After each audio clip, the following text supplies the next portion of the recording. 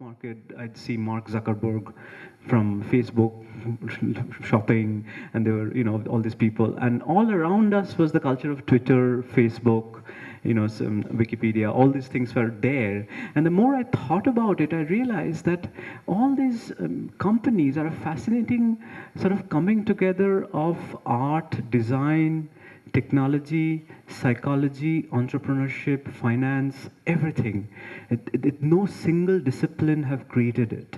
Engineering, of course, is a significant presence, but there's no engineering without art. I mean, many of you must have heard that, Steve Jobs is fond of saying that he went to Reed College, a liberal arts college, where he never finished his degree. And he took a calligraphy class almost by accident, sort of the art of beautiful handwriting. And he's still fond of saying, he used to say that, if I didn't take that calligraphy class, the Macintosh should have never happened. Because I took calligraphy that I imagined the design of the Macintosh in a certain way. So that really, got me thinking that what is happening here is a kind of integration of the different disciplines that is extremely futuristic in a way. If you think about it, it is extremely 21st century, but at the same time it's extremely classical. It is both classical and futuristic at the same time. And then I realized this is actually classical liberal arts and science education. That in the medieval past, the liberal arts were really part of the trivium and the quadrivium. They were the scientific arts, and they were the sort of and the literary arts. But they were all arts. What happened was with especially with the European Enlightenment and specialization, disciplines got divided, and therefore we went in different directions. But strangely, in the 21st century, we are again at a reality where global innovation seems to call on this almost older pre-modern way of imagining disciplines, sort of breaking the silos.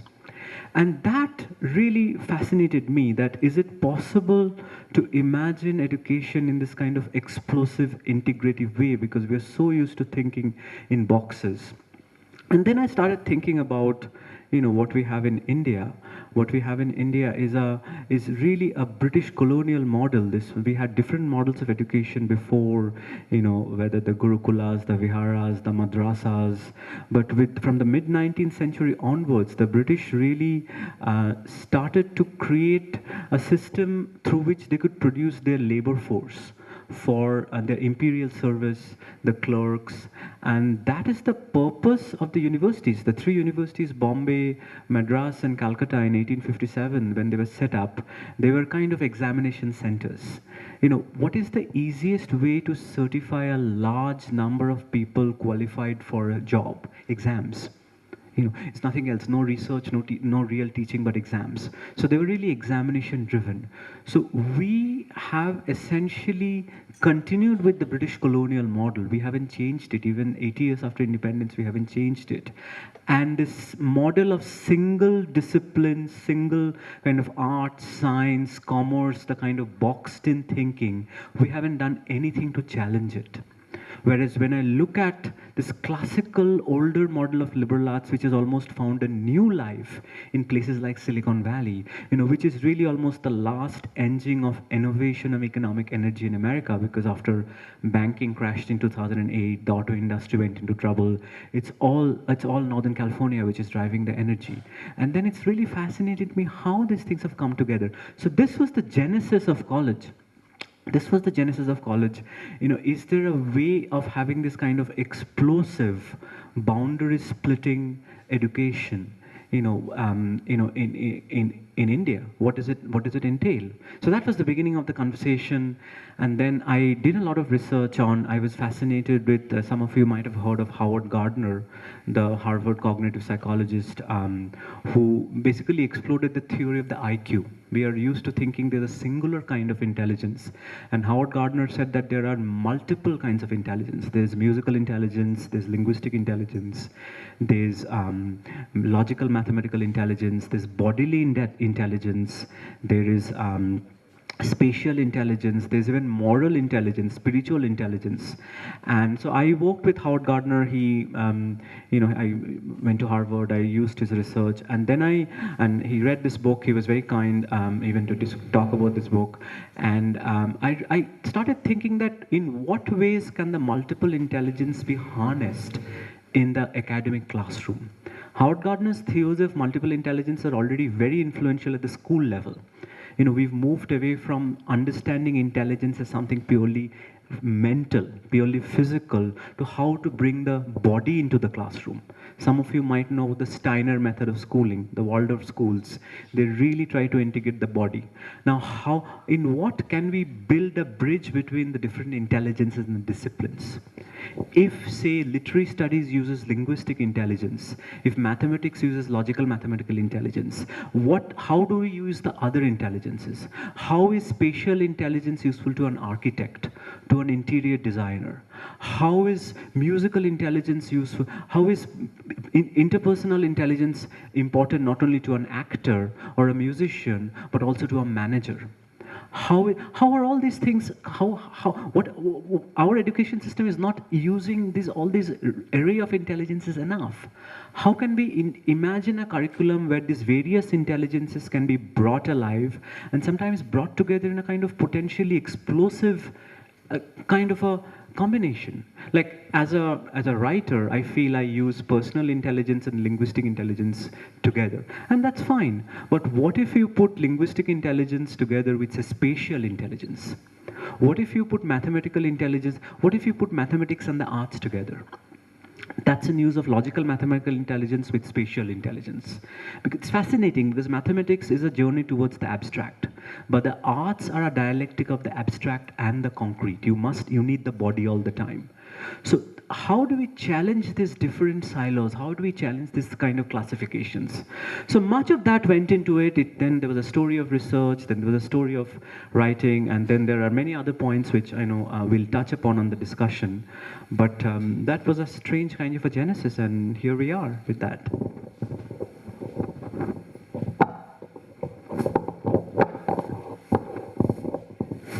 Thank you, Saikat. Complete brief of this book, College. So primarily when I read the book, I saw liberal arts education is the main theme of the book, and the thread is kept alive from the first point to the last page. So if you say liberal arts, this is not a common term which is in use amongst any colleges. So that's not a common term. It is being used in some of the institutions. Maybe, for example, yesterday we saw IASC presenting on Center for Contemporary Studies. So they also follow this kind of a practice, liberal arts education. So when you say liberal arts education, what exactly do you mean? Because we need clarity of the term liberal arts, okay? And you yourself, you have called it as a sweet and quaint term, right? And then further, it's also ambiguous. And in the last pages, you have used it as liberal arts and science, okay? So this clarity is required regarding liberal arts. And further, I also want to know if this liberal arts education has to play a prime role, because I understand the logic and what you said about thinking and how our mind works, both in terms of the music as well as computer science. So each one of us will have multiple intelligences. So that we will be doing it, but at a college level, if you think of a college in a rural area or in a government sector, so how do we bring liberal arts education to the ground? So two questions. One is clarity on liberal arts, and second one would be, how do you bring liberal arts education to the ground? Thank you. Very fair and very potent questions. First of all, I like to say there's nothing called a liberal arts subject. There's nothing. It's an illusion. Any subject can be taught as one. I think one of the prime confusion is it's equated with the humanities. It's not like that. Imagine the expression PhD, Doctor of Philosophy. You get a PhD in philosophy, you get it in mathematics, you get it in chemistry, you get it in physics, you get it in every subject. What does it mean? That means philosophy is used in its classical Greek sense. Philos, That is love. Sophia is knowledge, love for knowledge. So philosophy is, in that sense, all disciplines, all knowledge. And today it exists in that sense only in the expression PhD, in that umbrella sense. Otherwise, it has branched into other disciplines. The liberal arts are exactly that. It's what you call an anachronistic term, a term which implies a state of reality that is now gone. And anachronisms are not necessarily bad things. We retain anachronisms. That's why I call it sweet and quaint. I like, as a humanist, I like old things sometimes, but they're also outdated, and things don't become outdated in the humanities the way they become in the sciences. But the fact is, liberal arts really, as I said, in that they were the mathematical arts, the scientific arts, and then there's the literary arts. Now, the big change actually came with the European Enlightenment, which was around the 18th century.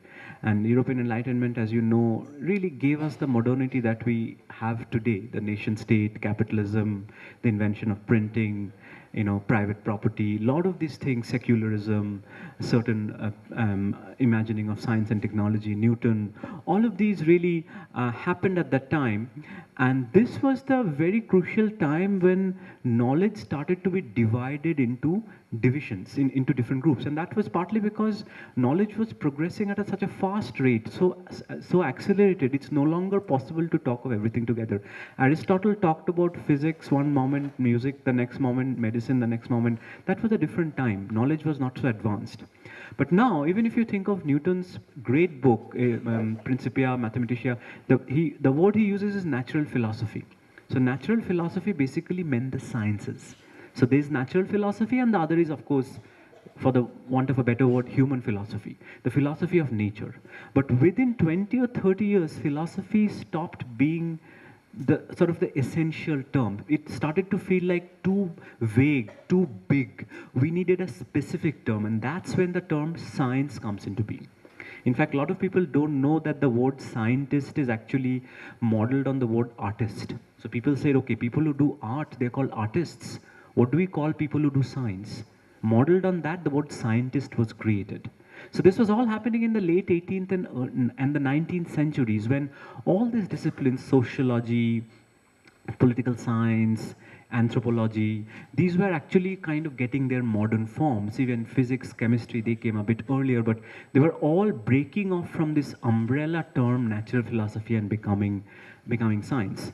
So that is the problem. Liberal arts still implies the time before these divisions were completed, but we still use it. The only requirement is, the only defining mark is, liberal arts can be defined as opposed to the professional. And this is also goes back to the German philosopher Immanuel Kant, who had this wonderful book called Treatise on the Faculties, and he talks about the higher faculty and the lower faculty. And the higher faculty for him are the clergy. I think he talks about the clergy, the law and medicine, and then the lower faculty are all the other disciplines. And it's very interesting, even though he says the terms higher and lower, and the higher faculty are people basically who are making policy, impacting the state, driving society, but they're influenced by the state and government and other interests. But the lower faculty are free, so people who are studying philosophy, mathematics, literature. So essentially the arts and science division of the university. And the higher faculty is what essentially we call today the professional faculty. So that is the only distinction. The liberal means that which is not tied to a particular profession. So that is really the meaning of the liberal arts. And what I feel is the most exciting model of liberal arts education in the 21st century is to kind of almost capture that simultaneously classical and futuristic feel in its fusion, in its juxtaposition of multiple subjects, the contradisciplinary, as I know, we'll talk about more when we talk to you. So that is what is the liberal arts. Now, the second part of the question is obviously, in a way, the most difficult part. That it is true that, I like to use the metaphor of the computers. I like to say that, okay, there's the Bill Gates model of technology as development, and then there's the Steve Jobs model of technology as art. So think of the Windows computer and think of the Macintosh computer. The Windows is steady, kind of solid thing used for offices, and Macintosh is the funky, tattooed kind of thing. People, artists, designers, they love that kind of a thing. And it's true, the Apple is much more expensive, right? Windows is less expensive. And if you remember, the Windows came to India much before. Apple is now becoming popular, but it's still seen in a kind of urban population, but it's now much more popular than it was even 8 years back. So in a way, this is I'm very interested in the Steve Jobs model of technology as art. Obviously, the Bill Gates model is essential as development, and I think in India has been clearly driven by the Bill Gates model of technology as development, which is why engineering is so crucial, as it should be, because both are the kind of post-colonial nation of development and a kind of personal dream of upward mobility. Engineering has been essential. But at the same time, it's true that after all these years, we haven't created a homegrown Silicon Valley. And it's probably time we need to start thinking about it, that in spite of all this excellence, somehow Silicon Valley hasn't grown. So maybe it's time we start to fuse the Bill Gates model with the Steve Jobs model, where art and technology together can create something. But this is all my way of saying is, I won't admit, there is an element of elitism in this education. This is in some ways at its form for highly motivated students. But at the same time, it's important to remember that if you look at the scaffolding of education, higher education in the country, still, I think according to UGC data, I think between 35 to 40% is still in the humanities. And I think another 20% in the sciences. So more than 50% is actually arts and sciences. So we have the scaffolding of this education, but I like to say we have the scaffolding, we have the body, but we don't have the spirit. Because we are still doing this education in a really dated way. We simply have inherited the skeleton of this education from the British colonial system, but we are not doing it right. We are approaching the liberal arts in the most illiberal way. We are approaching it in very bureaucratic, very colonial way. For instance, we think of education purely as a consumption of knowledge, that how well we learn. And that learning and consumption of knowledge is tested in the exams. But the other half of the story of education is the production of knowledge. There's no way of testing production. We need to test production. So even if these are there, it is true, a lot of work is needed to make this education accessible. And I think much of it will have to do with teacher training. Much of it will have to do with, as we heard in the morning session, there are amazing teachers in this country. Just the way the student population here, I find is really amazing. I'm having taught at Stanford for 9 years. I find the students I'm teaching now, at least at Ashoka University, better than them. Because Indian students I've found, in addition to all the brilliance the best Western students have, they have a certain historical and political consciousness of where they are in the world, which I found lacking in white American students. So there's tremendous cause for optimism. But there is a lot of work to be done. Language is a huge concern. I think in a way, compared to China and Japan, which are unilingual societies, our diversity of language, so we keep falling back on English. I was just talking to somebody and he was telling me that we'd love to have another edition of this conference in Kannada. So there are a lot of things to be done, but I think this is only the beginning. It's something so innovative. I think this education is still like the Macintosh. It is still what the Macintosh was 10 years ago. But look where the Macintosh is today. It's much more popular now. So my faith is it will grow, especially because the scaffolding of this education is already there in India. We already have excellent colleges and excellent universities, but we need to approach it in the true spirit of the liberal arts and sciences, which, as I like to say, is both classical and futuristic. The right term. Right. See, that's a very interesting question. I personally love the term because, as I said, as a humanist, I love kind of fusty, antiquated, sort of cute and quaint terms. I like the idea that to think of mathematics as an art, which I'm sure some mathematicians here will agree with me that mathematics is a kind of an art, But then one has to think of pragmatic issues too.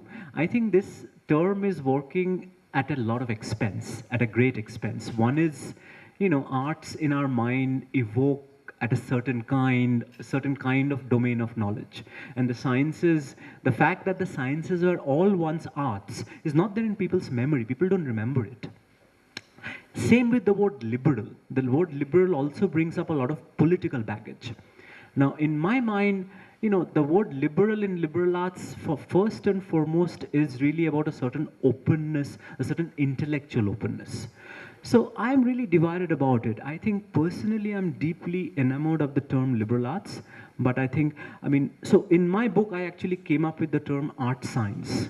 And art science, I like the word. This word was first used in a book, a 2008 book called by David Edwards. It's called Art Science: Creativity in the Post-Google Generation. And the book actually focused on the work coming out of the MIT Media Lab. MIT has a fascinating media lab where, just like the Stanford computer science and music fusion, they're doing incredible work that fuses engineering and media. And David Edwards actually picks up on this work. I mean, all the piano players, all the musicians who use mathematics, all the mathematicians who use. So he picks up a whole collection of that, and I love that word art science there. And that's the term I have used here, art science, because that I think is the term which will suffice in the future.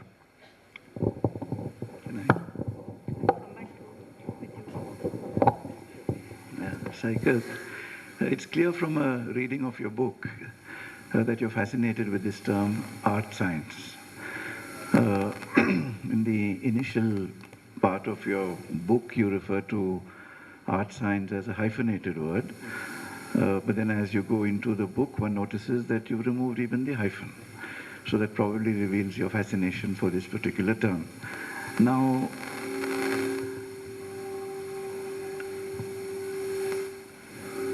you're talking about liberal art science education. How can liberal art science education be promoted? To this question, your book has the answer. You're talking about contradisciplinarity. Okay. Now, you're talking about dual specializations. And let me quote a line from your book which I liked very much. Contradisciplinarity is the best model of liberal art science education where dual specializations disrupt the provincialism of unidisciplinary thinking. I like that statement among many others in your book. So you're talking about the promotion of liberal art science education through contradisciplinary dual specializations. And you referred to it a little earlier when you spoke about what appears to some of us to be strange combinations. How do you expect a student to combine history with biology, or chemistry and anthropology, literature and mathematics, statistics and history, music and computer science? Now, students are expected to study subjects across faculties.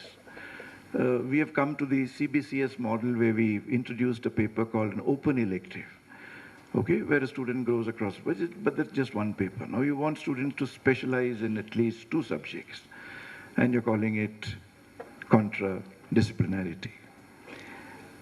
How will students take to this? How easy would it be for students who are groomed in unidisciplinarity to take to contradisciplinarity? And you have the answer, and as you referred to a little while ago, we all have multiple intelligences. Howard Gardner initially speaks of 6 intelligences and then graduates, develops that into a few more and so on. So if every human being is capable of multiple intelligences, you're saying in your book that it is possible to engage in contradisciplinarity, and that could be tried in this country too. Your experience in Stanford and elsewhere in the United States says that this is happening in a big way in the United States and perhaps in a few other countries also. Perhaps in India, the IITs may come close to this. Students can cross faculties and take up different subjects. Now this brings me to my question, pardon the rather long preamble. as somebody who carries a certain baggage, when I was in school, by the time I came to the 8th standard, I was told that your marks in science is not good enough, and therefore you'll have to, devote yourself to the arts. And I've moved on.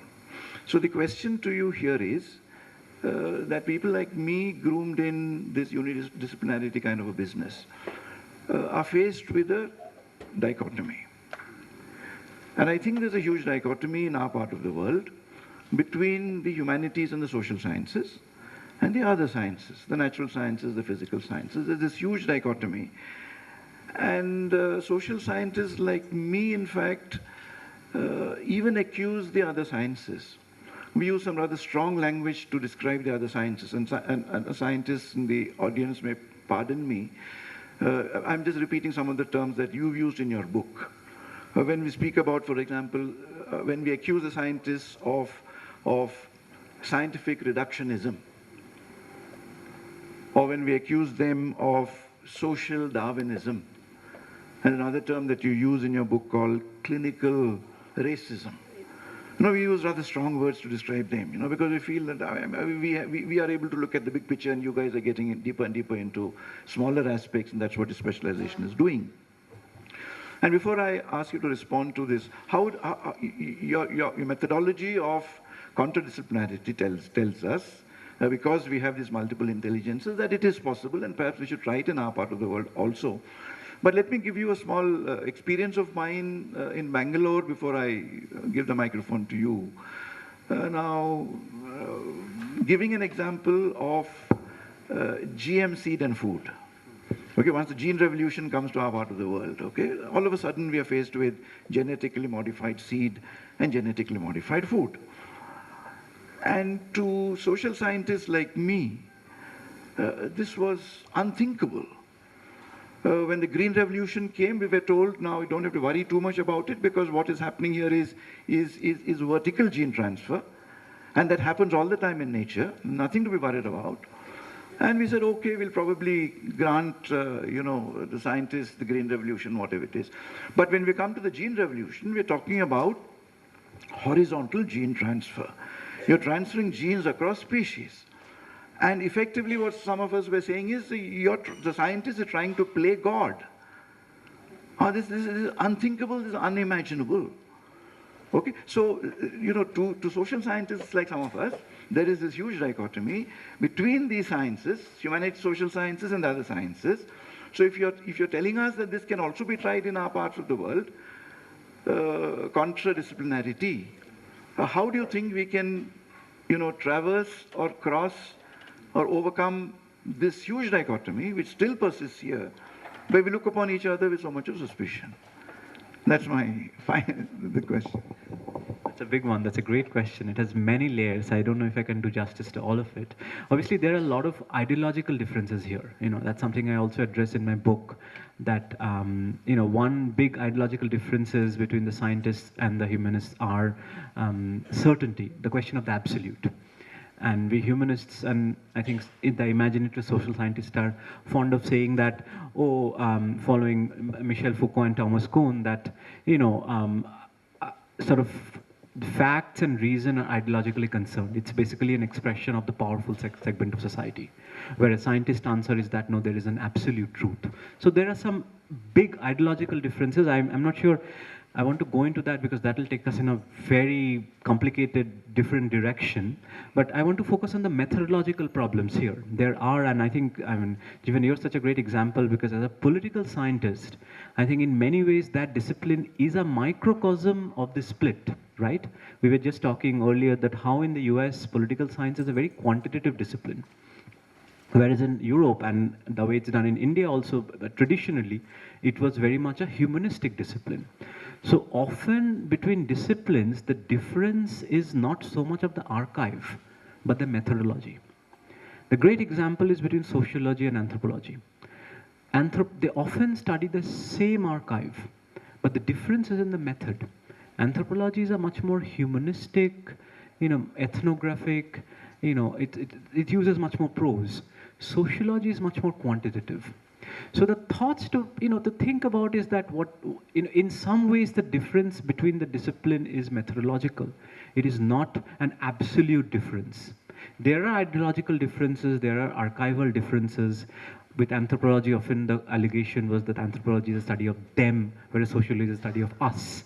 When we study people like us, we call it sociology. When we study other, of course, Europeans were studying not native populations, they call it anthropology. But now anthropology has gone beyond that. There is now anthropology of Silicon Valley entrepreneurs being written. There are things called autoethnography, where anthropologists are writing their own stories. So it's not really an archival difference. It is a methodological difference. So, I mean, obviously it's not a simple process, but that's exactly my point, that disparate worldviews is what we need. I mean, as somebody who studied English literature, and did fine and became a writer and all that, it seems like all that is fine. But I kind of wish things were a little more messed up. I wish, because I feel there's a certain provincialism one inherits from just going through the same discipline. I'll give you an example between, say, the social sciences and the humanities, which are still different, though not as different as with the sciences. If you take something like literature is the main difference between say literature and the social sciences, I'd say, is the difference between the particular and the general. The social sciences are interested in patterns. They're interested in larger structures. Whereas the arts have an abiding interest in the singular.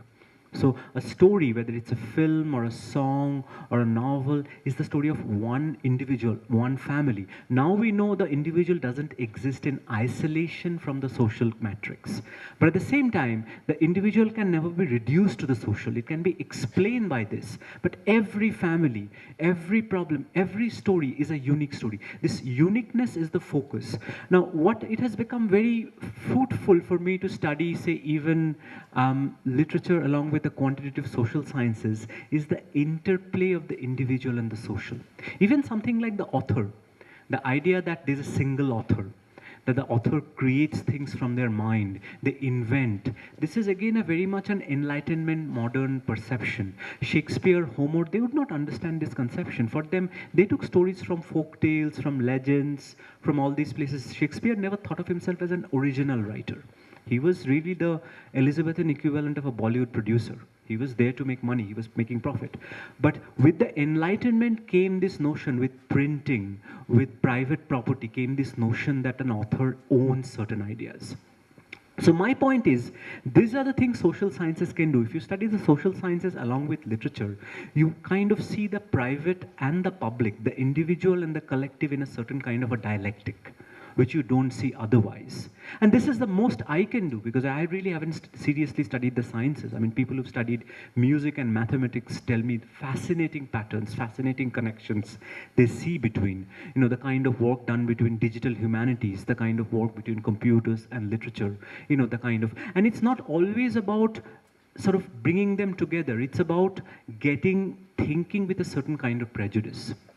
It's like, in the traditional university graduate, we had somebody who was shaped like an eye. Eye standing for vertical expertise in a single subject. In the new model of liberal arts science education, we are talking of the T-shaped individual. It's no longer the T, no longer the I, but a T.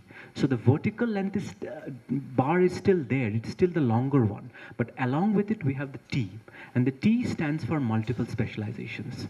Because let's face it, we are now living in a world where it's impossible to say what jobs will be like in the future. I mean, our parents worked in the same company all their lives, probably. Then came a time people started switching companies. Now people are switching careers. You may want to be an engineer till 31, then you may want to study law. After that, you may want to do something else, start your own business. Now, how can you possibly at the age of 18 tell somebody that this is what you will be for the rest of your life? Because we don't even know what skills will be relevant. Artificial intelligence is coming. Half the things we know will become irrelevant.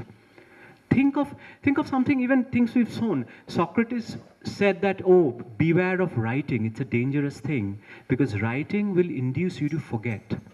Once you start writing things down, you'll have no reason to remember. And that's what happened. Once you think of how many people you still remember a time you used to remember phone numbers. Who remembers phone numbers anymore? It's not necessary. Even in my lifetime, I remember in school we were told a good handwriting is an important thing. Is it important anymore? Who is going to write? Already spellings are going out of. These are real debates. I'm not saying it's good or bad. The fact is, you allow calculators into exams. You're saying that you free up the brain for more sophisticated labor. And there are a lot of debates about it. What's a useful skill? What's not a useful skill? What skill will become dated in the future? It's very hard to say. So the focus of education really needs to be on the things which artificial intelligence, things which kind of technology cannot make obsolete. So that's one thing I find, to coming back to, I've kind of wandered around, but to come back to your question, I think putting our eggs in one basket is still very risky. And while there's something called general education, in my book I have a chapter on general education, that you take courses in science, you take courses in this kind of foundation courses, you take courses in mathematics, you take courses in psychology, you take courses in ethics. All of that is fine, but that's still required. The best way of twisting contradisciplinarity is your expertise itself. Can you, and there I tell students, okay, do whatever you can do. You may be the artsy student who absolutely hates numbers. Okay, you can't do math. But how about a quantitative social science? The bravest choice would be something like economics, which in its current formulation is almost like mathematics. If that's too difficult for you, go for sociology. It still has a narrative content, but it uses quantitative methods. So this, if you can deprovincialize expertise, if you can somehow get out of the kind of thinking, a singular moment of kind of thinking, then I think you're much more ready for the world that is coming. And this is not easy. This also entails overcoming certain ideological tensions. But I think at the end, it's the methodological tensions that matter more. And I meet students all the time who say, oh, I want to be an engineer, but I love music. I want to study medicine, but see, I love literature so much. The current system we have, they have to choose. They have to give up one for the other. Why do they have to do that? Right now, I have a wonderful student from Africa at Ashoka who is majoring in economics, but he writes beautifully. He's a wonderful writer. So he's going to major in economics, minor in creative writing. How fabulous is that? It's much more interesting than having an English major minoring in creative writing, because he'll bring a whole different worldview. He'll bring a whole different narrative. So I think it can be done. This is what it's going to look like. And we need to really think of making our investments, because human life is changing, really. If you think about it, we are starting our careers late, we are ending late. We have a system where medicine, economy have made human life much longer. And we are working longer. This is already happening in the West. This is already started to happen in India as well. So in a way, our career graphs are shifting to the right. We are starting late, we are ending late. And during this extended career, we'll need to reinvent ourselves multiple times. Singular education is not going to do it.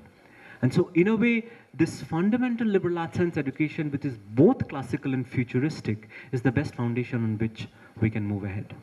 I've read Steve Jobs' biography, and his interests were really eclectic and disparate. He's not somebody who was a single-minded quantitative person. He was interested in vegetarianism. He came to India. He experimented with hippie methods. He was extremely interested in the arts and humanities.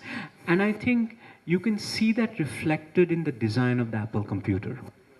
You can see that, whereas in some ways the Windows computer for me reflects the personality and goals of Bill Gates, the idea of development, the idea of, and I think it's time, that, and I see that, I've seen, having lived in Palo Alto all these years, I've seen this, young Stanford kids from their dorm rooms coming up with apps, designing things, things like Snapchat were created from the dorm room, and there's a lot of problem with Silicon Valley also, which I'm not going into right now, but there is this bizarre, promiscuous mix of the disciplines, which I call, there's a chapter in my book called The Promiscuous, how disciplines are living in this kind of intellectual promiscuity.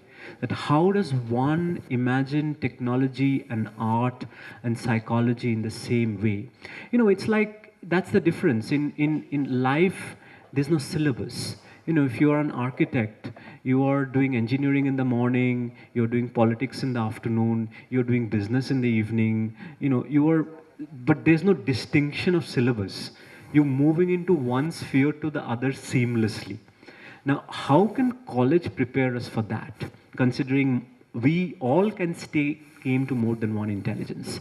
We are not feeding into that possibility of multiple intelligence within us. And I think Silicon Valley is probably the best and exciting example of how that has come together. It has a lot of problems. It's very masculinist. It has its racist problem. It has gender problems. I'm not endorsing Silicon Valley as such by way, but one has to give credit where credit is due, and that is innovation. Innovation is something that they have done amazingly. And there I see this kind of impact of a classical liberal arts model learning. But we also have what we call the kind of core education. So all our undergraduates have to pretty much the first year, they can't take any subjects in their specialization. They don't come in declaring majors. They might express an interest, but they have to take 7 foundation courses. So we have principles of science, we have literature and the world, we have great books, we have mind and behavior. Like take a subject like mind and behavior.